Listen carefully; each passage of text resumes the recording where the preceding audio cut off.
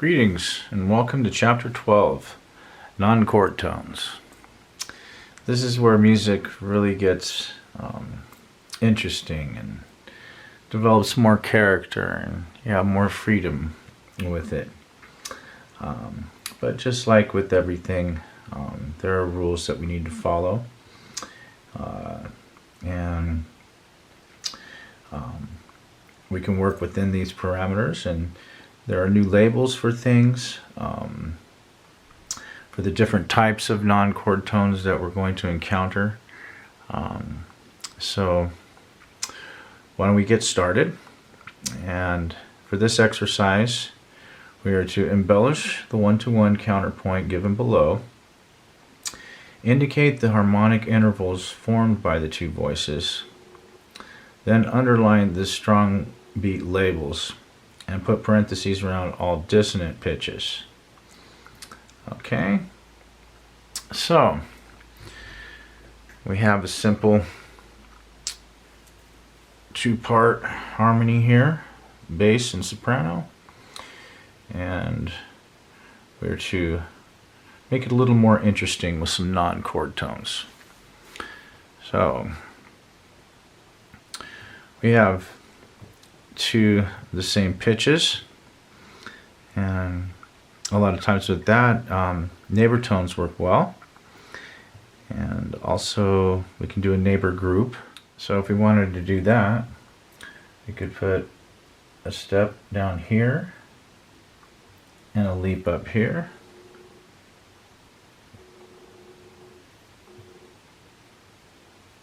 turn that into a quarter note. And we have 1, 2, and 3, 4. So it's a little neighbor group. We have an escape tone and then an appoggiatura. So a neighbor group is a combination of both of those non-chord tones. All right, and it lands back on the chord tone. So let's label that neighbor group. Okay. Now let's check out the next bar.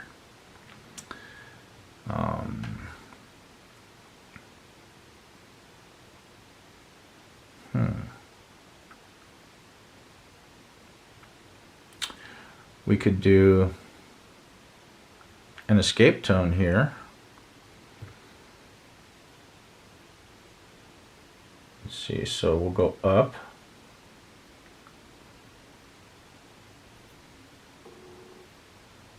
And then, why don't we make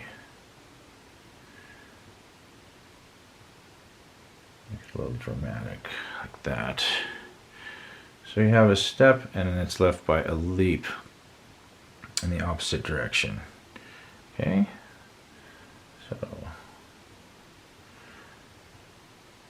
it didn't say actually to label the types of non-chord tones you're using, but I'm going to anyway for clarity. Okay, and this looks like a nice place for a passing tone.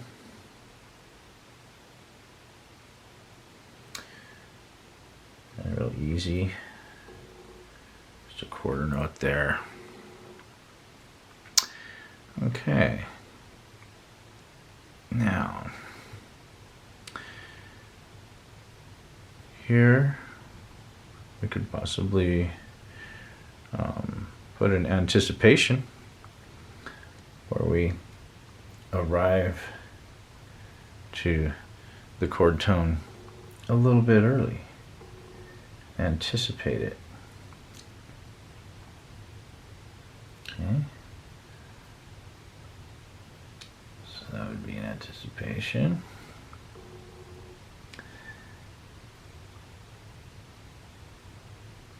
And let's see. We could do another passing tone here.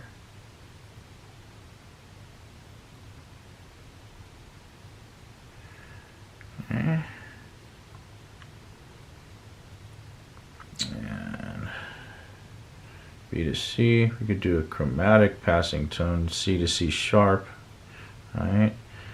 But we could also do an appoggiatura. We could do a leap up to the D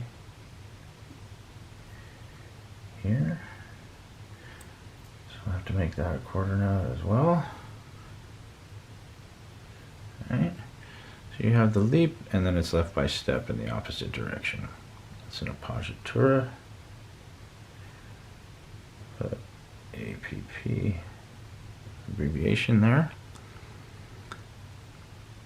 And then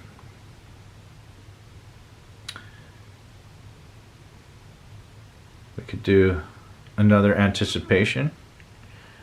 I really like the anticipations at the end. So let's hold this out. 3, 4, and 1. Okay. So there's another anticipation. Okay. Now,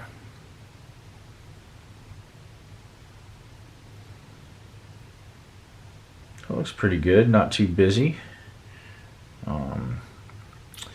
Now, so we're to indicate the harmonic intervals formed by the two voices. Then underline the strong beat labels and put parentheses around all dissonant pitches. Okay. So, D to A, that is a perfect fifth. Alright, so put P5 there. And then let's just go through and we'll do the non-chord tones after. So we've got F sharp to A. That's a minor third. B to F sharp. That is a perfect fifth.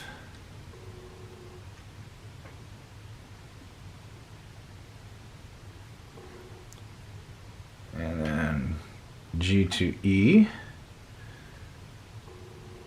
That's a major sixth. And then we have A to E. Perfect fifth. B to D. Minor third.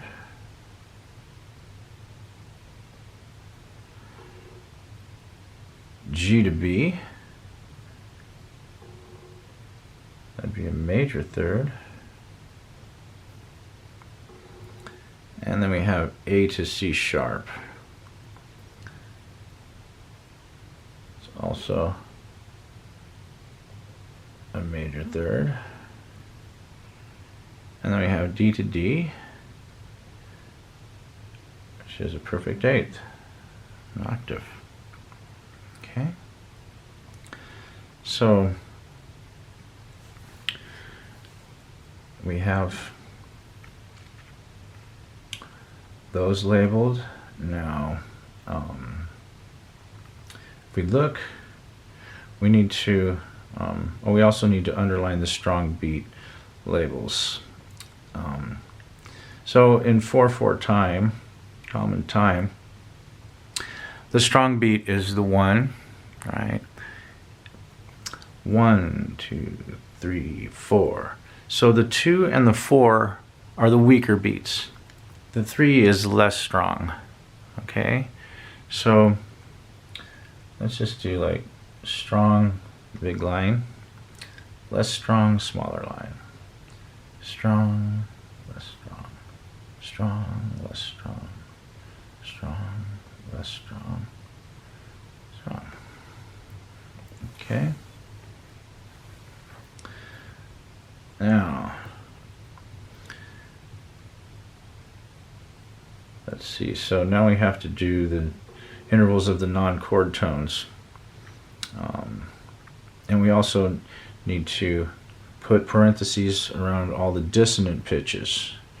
Okay, so we need to know the difference between the consonant and the dissonant pitches. And that's a little review. So let's check that out. Okay, so here we have consonant and dissonant harmonic intervals. So to review, in tonal music, some harmonic intervals are considered to be consonant, whereas others are considered to be dissonant.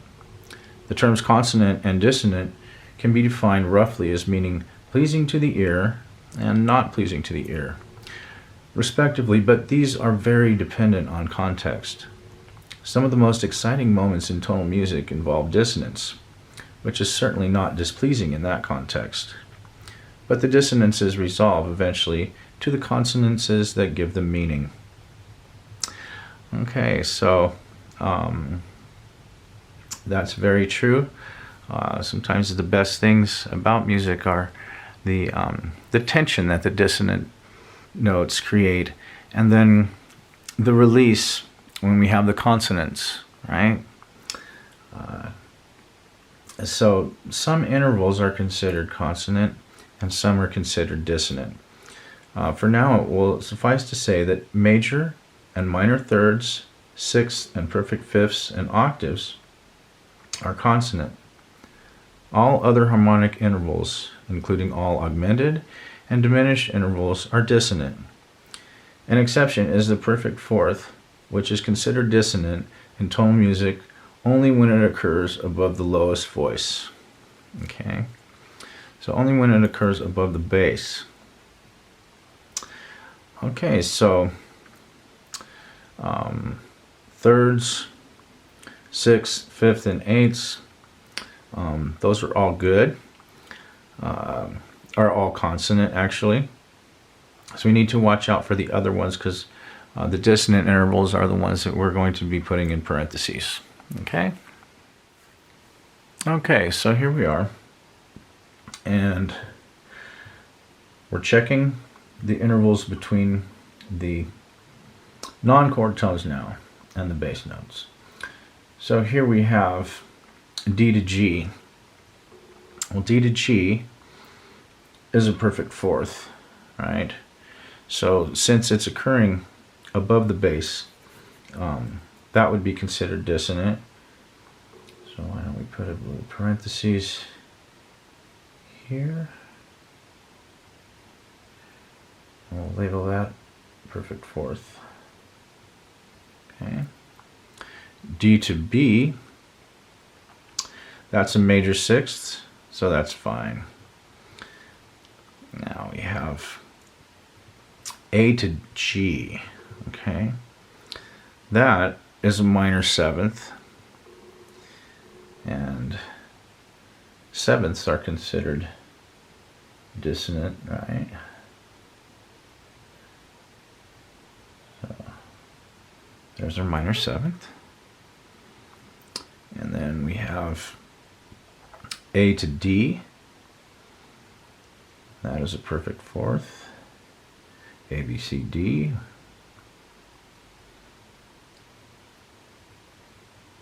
Another dissonant one. And then we have it again here. So let's just do this.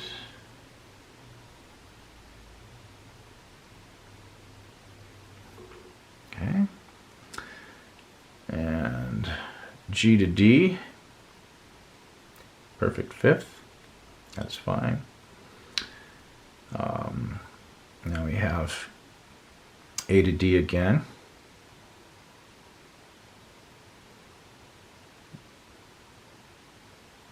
Okay, so those are our dissonant intervals.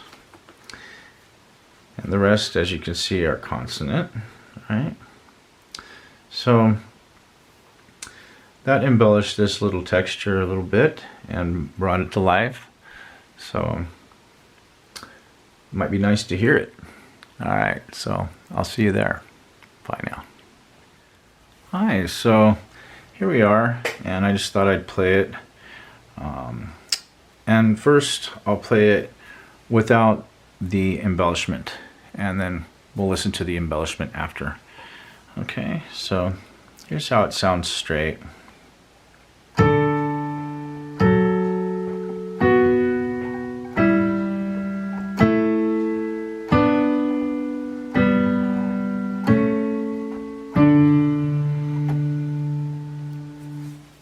everything's very consonant.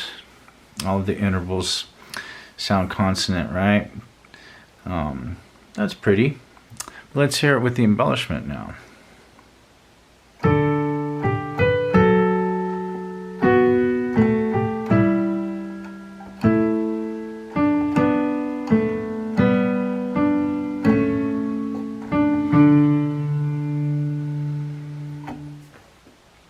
Much more alive now. It's got more personality, more character, right?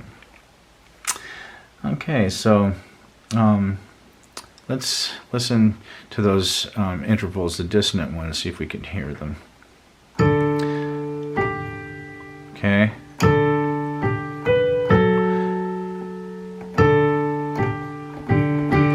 Hear the dissonance there?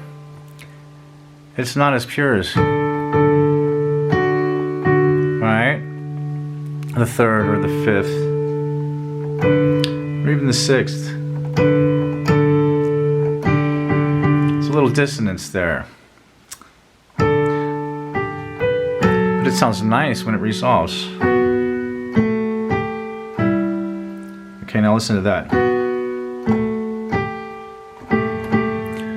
There's the minor seventh, and I can hear the dissonance there. Alright? And then it resolves nicely. So it's very subtle, the dissonance, because it's coming in right after the bass. Okay?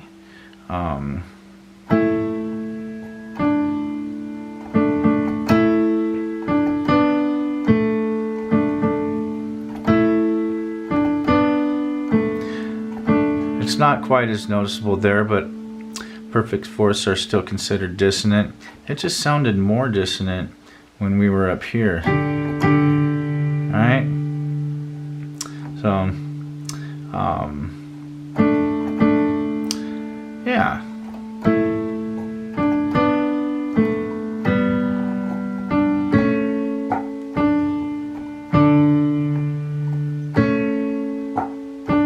There's that dissonance, and then the tension, and then the release.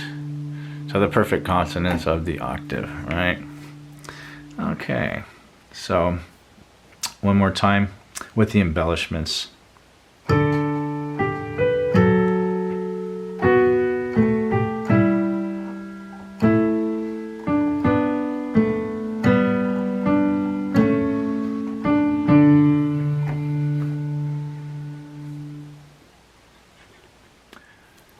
Greetings.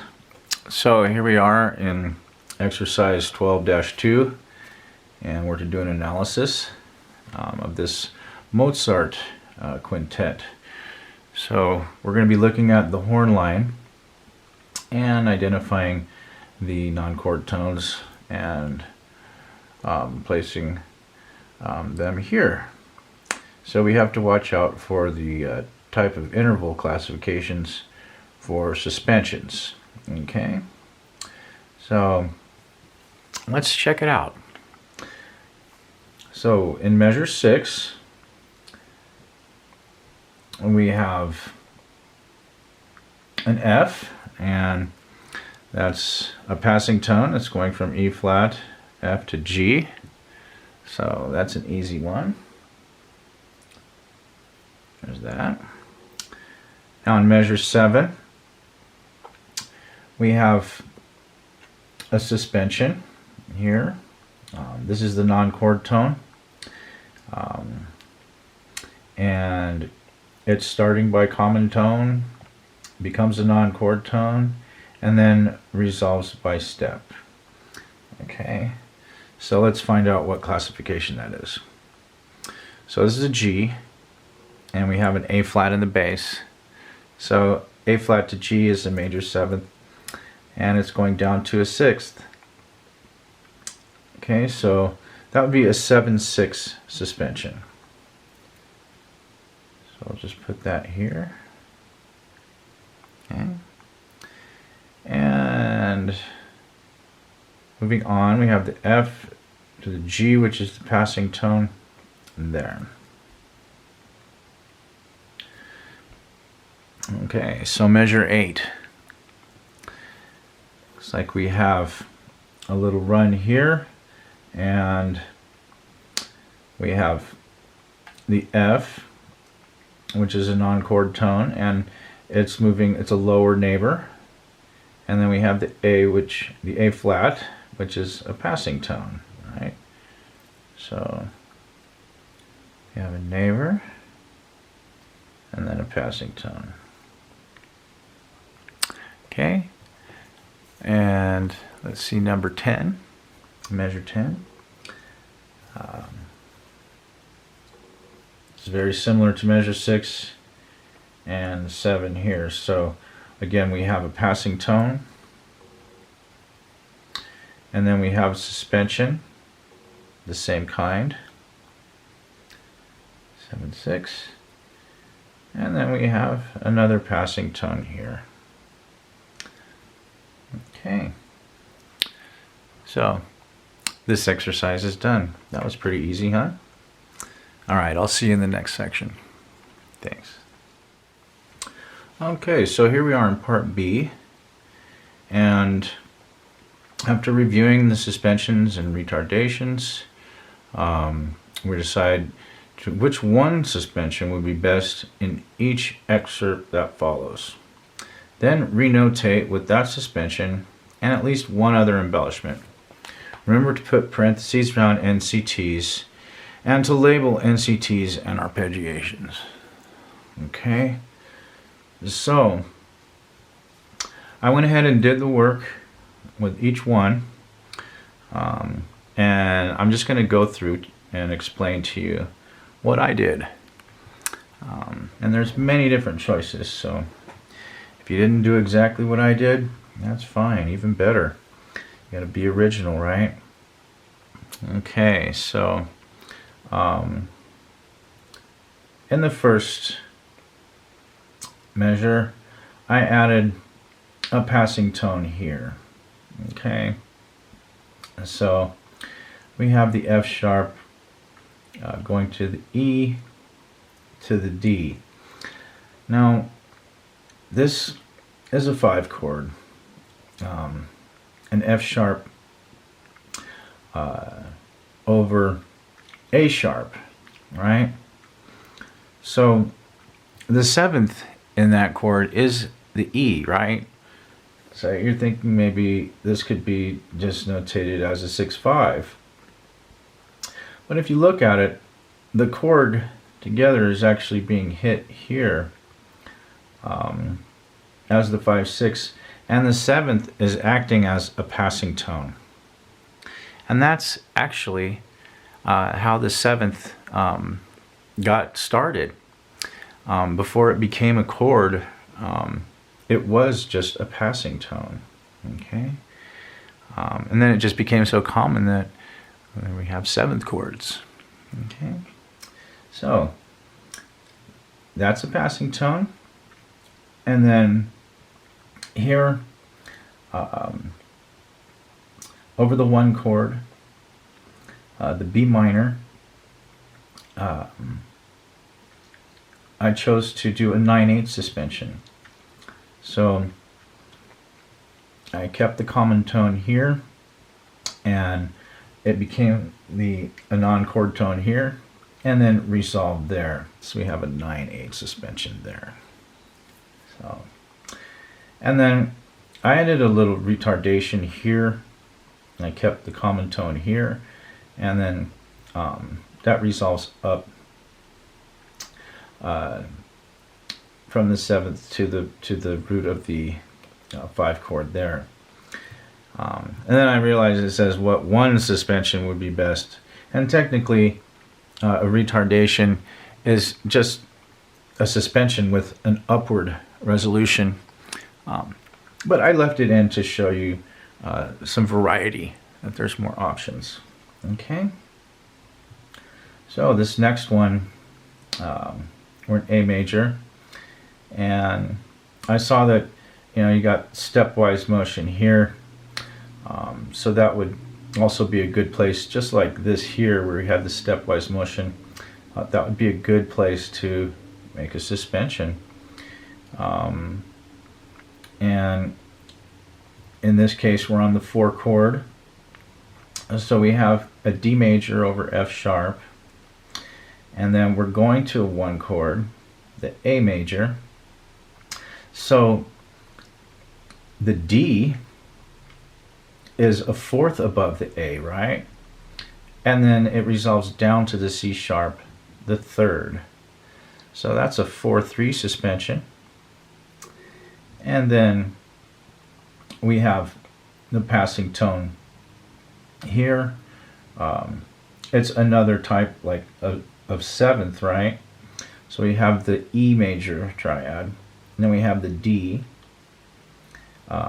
walking down to the C sharp. So we have the 1-6, the A major over C sharp. Okay, so again, the 7th is acting as a passing tone. All right. Okay, so this one we have the G minor, the key of G minor, and we have 1 chord, the G minor, going to a C minor, the 4 chord. And then we're moving to a G minor over B flat here, the 1-6, and then moving to a 7 diminished 6, and that would be F sharp diminished over A. All right, so we have the A and the F sharp. So I saw a nice spot for an escape tone here. You see how it takes a step up and then leaps in the opposite direction. That is an escape tone. All right? It's the exact opposite of an appoggiatura. Appoggiatura leaps and then resolves by step, whereas the escape tone takes a step and resolves by leap. Okay, and here we have a bass suspension, the 2-3. Okay, so remember with bass suspensions, it's reversed. Instead of 3-2, it's 2-3. Okay, so we have the 3rd, the B flat. It's a dotted half note, so it's being held to the 3rd beat, and then we resolve to the A on the 4th beat. Okay, so it's still being heard here, so it is a suspension. Right? Sometimes suspensions can be tied together too. Could have done that here, or here, but I chose not to. But you can do that, so you can use ties or dotted notes or none. Now here we are in E flat. We have a 4 chord, should be A flat, and that's moving to a 5 chord, 5-6, B flat over D, and then back to the 1 chord, E flat, and then to a 5-6 again, the B flat over D. So here we go. We have, see, these notes are just a step apart, so I chose to create a suspension here. And we have the A flat, then we got the C. So this is a dotted half note, again, so it's being played over the D. And D to C is a 7th, and then D to B flat is a 6th. So this is a 7-6 suspension. And then it's going G to B. So I thought that might be a nice place for an appoggiatura. We have a leap, and then it resolves by step in the opposite direction. Okay, so that's what I did for this section. I tried not to do too many but I still fulfilled the directions here. One suspension and at least one other non-chord tone. So I'll see you in the next one. Thank you.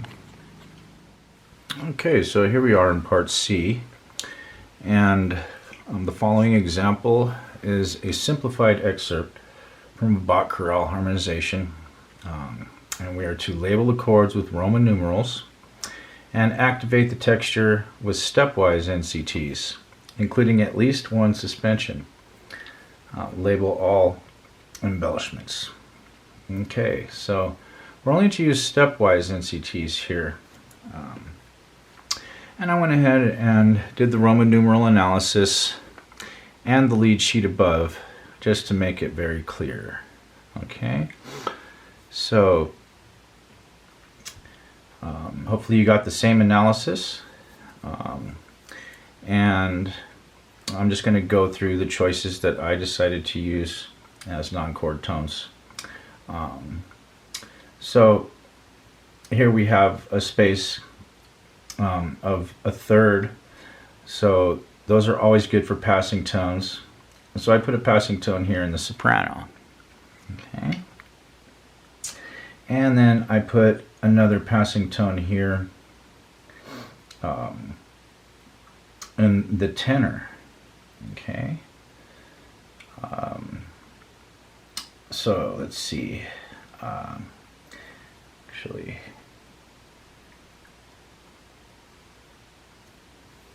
I need another line there. So A, C, E flat. Okay.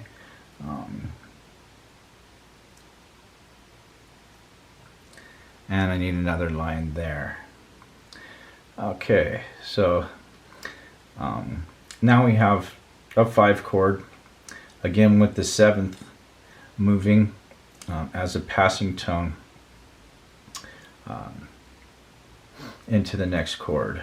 So that moves nicely there to the 5th of the G minor chord. So we have 2 non-chord tones in this measure, and I also added 2 here. This time I decided, since you have 2 pitches the same, it's easy to put a neighboring tone, either upper neighbor or lower neighbor here.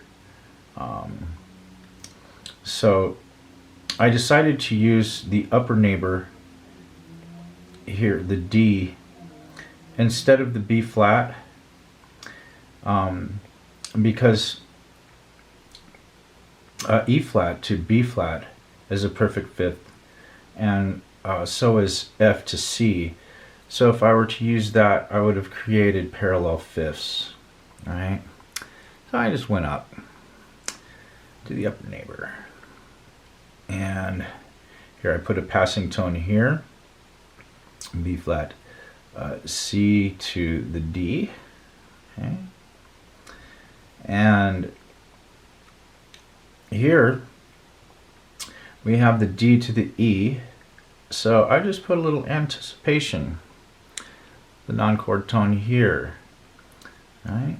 And then it becomes a chord tone here when we reach the E flat chord. Okay, and now here in the tenor, I chose to do a 7/6 suspension. Okay, so we have the G, the common tone, and then the G is a 7th above the A, and it moves down to the 6th. So there's a 7/6 suspension, and we were to do at least one suspension, so got that handled. And here I went from the E flat, the 3rd of the 2 chord, to E natural up to the F. So this is a chromatic passing tone. I thought it would be nice to throw one of those in, and it sounds good too. I checked these out on the piano to make sure how they sound too. So you might want to try that yourself. You don't have to be a great pianist to play these. You just have to know how to read notes. And so, yeah. And I chose to put in another suspension here, the 4-3 suspension. Okay, we have the F in the bass, and the fourth above it is the B flat. And that is a non-chord tone, resolving the fourth, resolving to the third of the F major, the A. So there's the 4-3 suspension there. Okay, went from common tone and then step down. Okay, so that's what I got for this one, and we're almost there, so I'll see you in the next section. Thank you.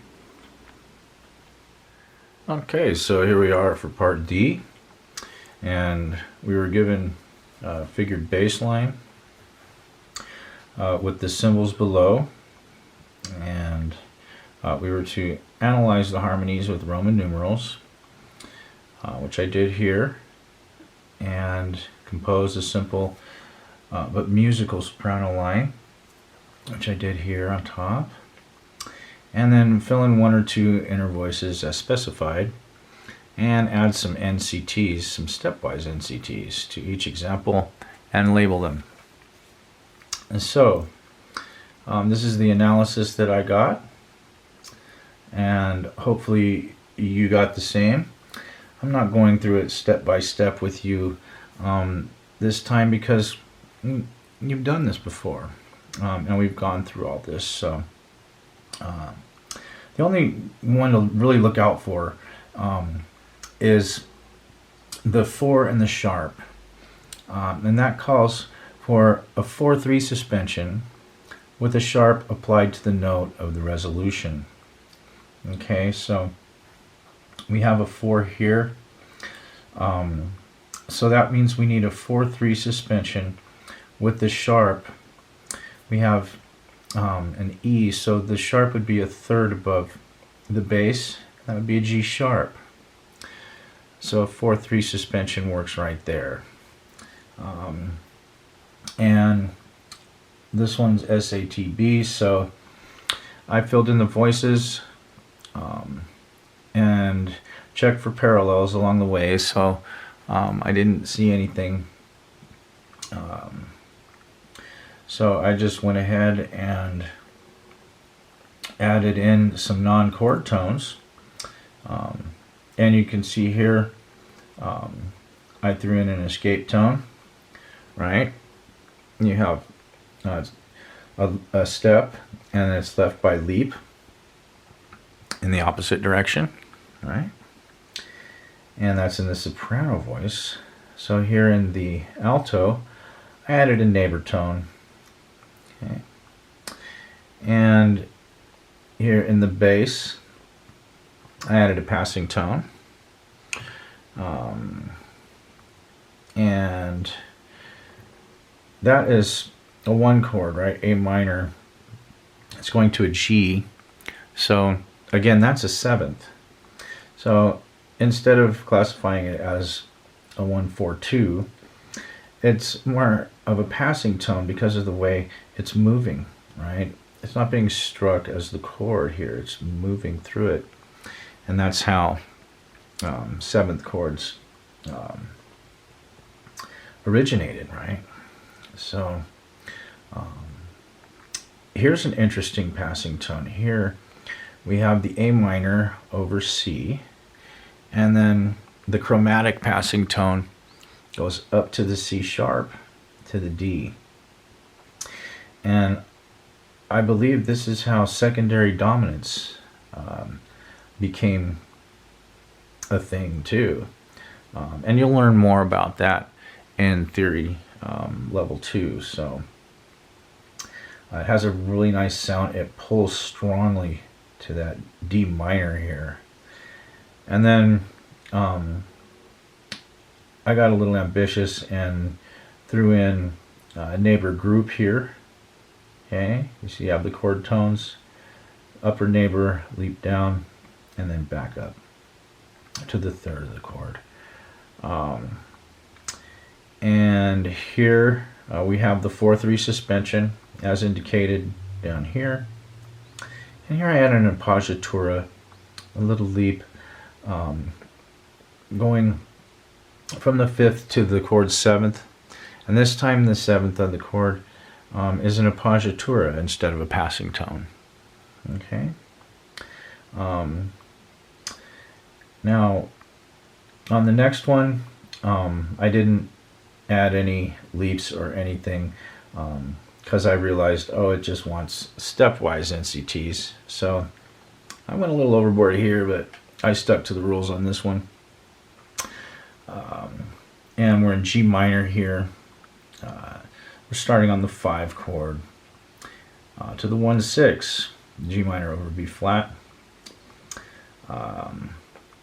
And I added a neighbor tone here. And then we go back down to the root of our 5 chord. This is a D major over F sharp. So, and then I have the C, which is the chord 7th, moving as a passing tone. All right.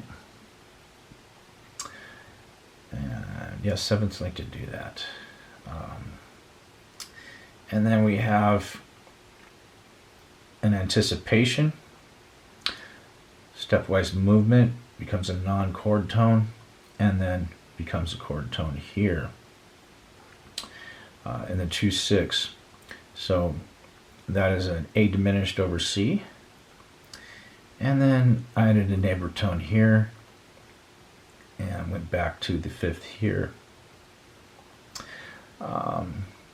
And here we have the D major again, the 5 chord, and the 7th as a passing tone again, and then we have the 4/3 suspension here. Okay, so that's what I did, and probably best to hear it and see how they sound. Okay. All right, I'll see you there. Okay, so let's hear the first one without any embellishments.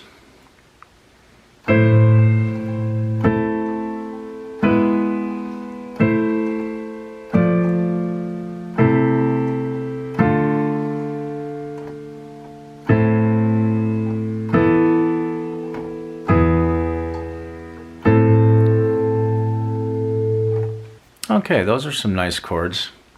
Now let's hear it with the embellishments.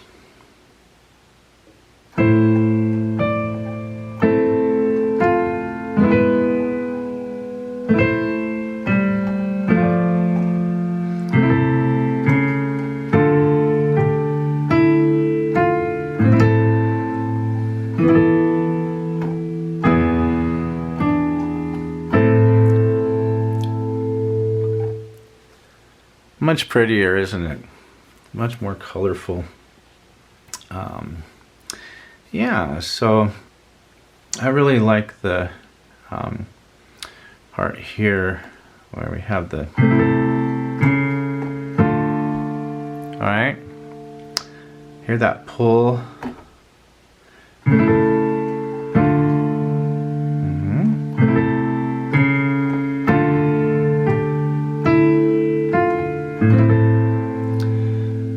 And the neighbor group works really nicely there because it's a half note, right? 2, and it's kind of just blah, so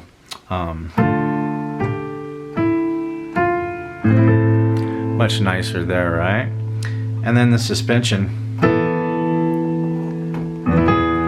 with the 7th.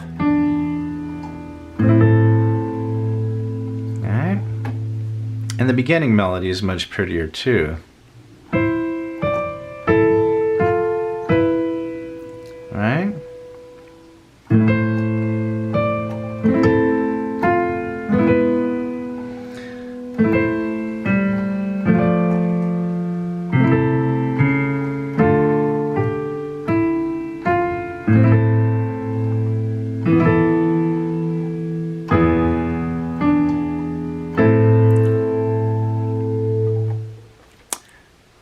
Okay, so that's the first one. And now let's listen to the second one without any embellishments.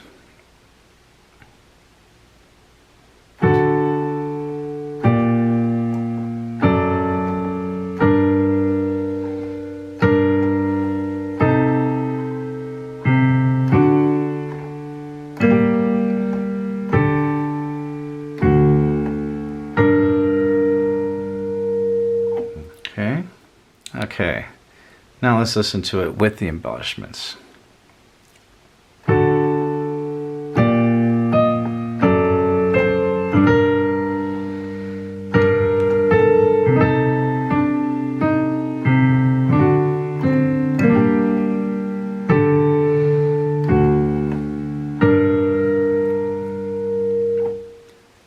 Much nicer.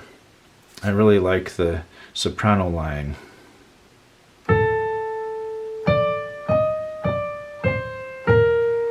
Right? That adds so much more than just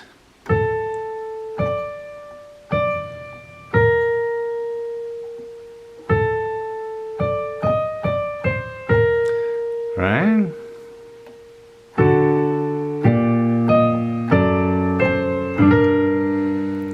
And then I really like that. Then the seventh, and then the sus.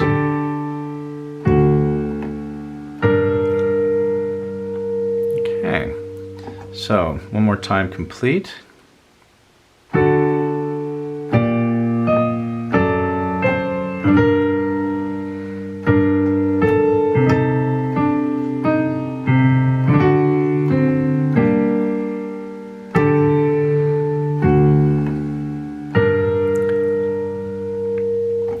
Do you know what kind of cadence that is on the last one? Well, we have a 5-1, right? D, and then going to the G minor, but it's ending on me, do, re, mi, right? So it can't be a perfect authentic cadence.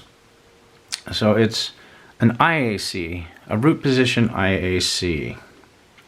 And where the first example, we have the E,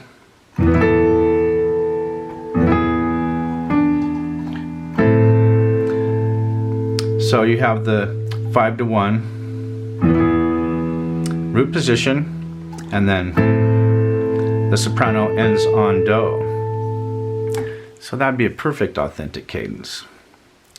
All right, just a little review there for the cadences. So that's it for this section, and actually for this semester. So I want to congratulate you for making it this far, and I want to thank you for allowing me to help you along the way. It's been a pleasure for me, and it's been a good review as well. So congratulations, and I hope you'll continue on with your theory and your music education, and that you'll make beautiful music. So God bless, and maybe we'll see you next time. This is Eric Starling signing out. Eagles soar. Bye now.